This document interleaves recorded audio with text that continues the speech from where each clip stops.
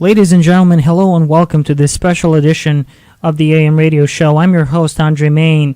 It is special because today, this December the 15th, 2014, the first ever official terrorist attack, well, official, not official, but to anyone who can read what's going on and have common sense, it is for all intents and purposes a terrorist attack. I shouldn't have started this program stumbling so much, but the authorities are denying that it's a terrorist attack, and I just can't believe it. Anyway, before I get too much into the disbelief and the intricate details of what's happening, I'll just give you a brief rundown of the most important facts.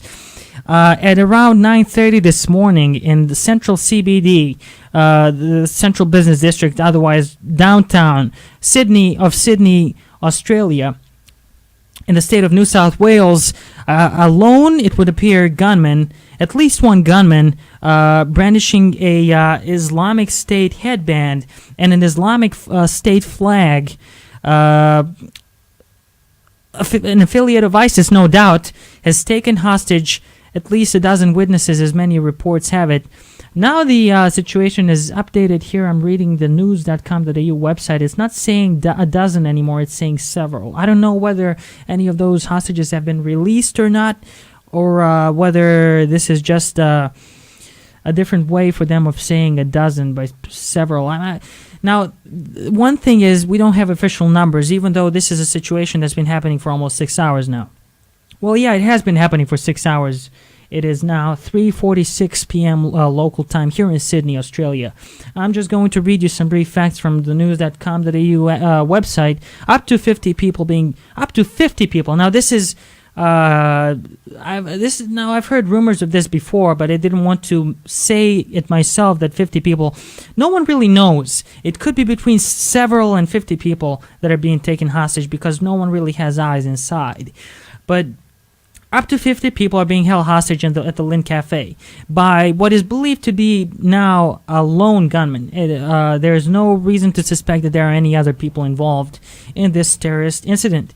Now, I hated even calling it an incident. It's a terrorist attack, even though the officials are saying that it's not a terrorist attack. I'll get to that later. I'm just going to read the brief, the news brief. For the time being, the police say at least one gunman involved. So that's the official news that I'm reading. Incident, as they say, not being treated as terrorism yet. Now, this is the thing that I have the biggest problem with. Not being treated as terrorism. You have an obvious ISIS affiliate brandishing waving around an ISIS flag, having Islamic written text on his head. And there's and a beard, a bushy beard. They're saying that it has nothing to do with Islam or ISIS or anything. All right. Even though it's not all right, let's just keep reading. Motivation of gunman unknown. How can it not be known? For crying out loud. Could it be any more obvious? He has words written on his head. He has Islamic State words written on his head. He has a big ass flag waving it around like crazy, black and white ISIS flag. And they're saying motivation unknown. But police have not yet had direct contact with him. All right? Prime Minister Tony Abbott urges calm. Now, this is everything about this is I have a huge problem with. Prime Minister urging for calm. He's saying, let's just move on. This shouldn't affect our lives. I'm paraphrasing here, but he's saying this shouldn't affect anyone's lives.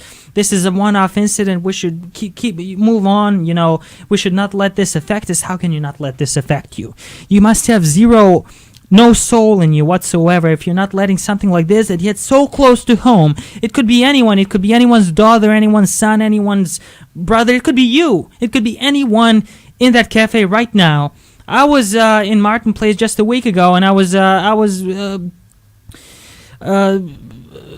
visiting some of those cafes. It could happen to anyone at any time. It could happen again someplace else. Just having basic empathy is what's required. Basic minimum amounts of empathy is what's required to be affected psychologically, spiritually, and in every other way by what's happening. How can you sit calmly and not worry about it? And another statement made by Joe Hockey, the treasurer, was, another message of calm,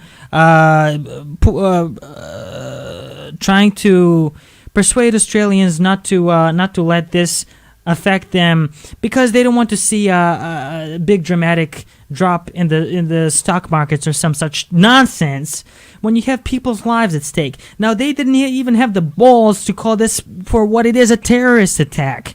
How much more obvious can this man possibly make it that it's a terrorist attack? Now, if he starts going around beheading people and yelling, holding their severed heads up and yelling, Allahu Akbar, will it take that? I bet even if he did that, people would still not say that it's a terrorist attack. These pussies on TV and in the media, and politicians in particular. Hugh Remington, you have this Channel 10 panel, and this douchebag, nothing of an announcer on Channel 10, Hugh Remington, sitting on a big couch panel of all these liberals, Democratic branch of Australia, former Labour leader Christine, what's-her-face, I forgot her name, I'm embarrassed to say. But I'm even more embarrassed that she was a premier of my state a few years ago. She lost in a record landslide loss. She's now one of the panelists, and you have all this group of, 6 or 7 liberals there, and Hugh Remington's one of them, because one of the hostages called Ray Hadley's radio show on 2GB, and Ray Hadley had nothing to do with it. He didn't try to contact any of the hostages. The hostage called Ray Hadley, and he relayed several bits of vital information to him in regards to the hostage situation. That hostage, those details haven't been disclosed to anyone. That interview hasn't been broadcast on the radio show. It wasn't even recorded. Instead, the information was directly relayed by Ray Hadley and his staff to the Police Commissioner of New South Wales, who are working in close cooperation to resolve this as quickly as peacefully as possible. And even the name of the gentleman who relayed that information to Ray Hadley wasn't disclosed. However, none of that. Put all that aside. Hugh Remington, the hoity-toity, pompous piece of crap of Channel 10, so-called news channel, he used this opportunity to slander and attack Mr. Hadley for having obvious intent, as he put it. I'm paraphrasing, but that's I watched him live. I watched him saying this live, and I couldn't believe my ears. Obviously intending to broadcast this and to put this person's life in jeopardy, even though Ray Hadley did no such thing. All he's done during the course of this broadcast, I shouldn't say broadcast because it has nothing to do with the broadcast. During the course of this situation and the interview, and all the things that happened in relation to that, he hasn't done anything to jeopardize the person's life. He hasn't even said the person's name. No single soundbite of the interview was even broadcast, and I'm sure that's going to remain so until at least the whole situation has been resolved peacefully, if at all.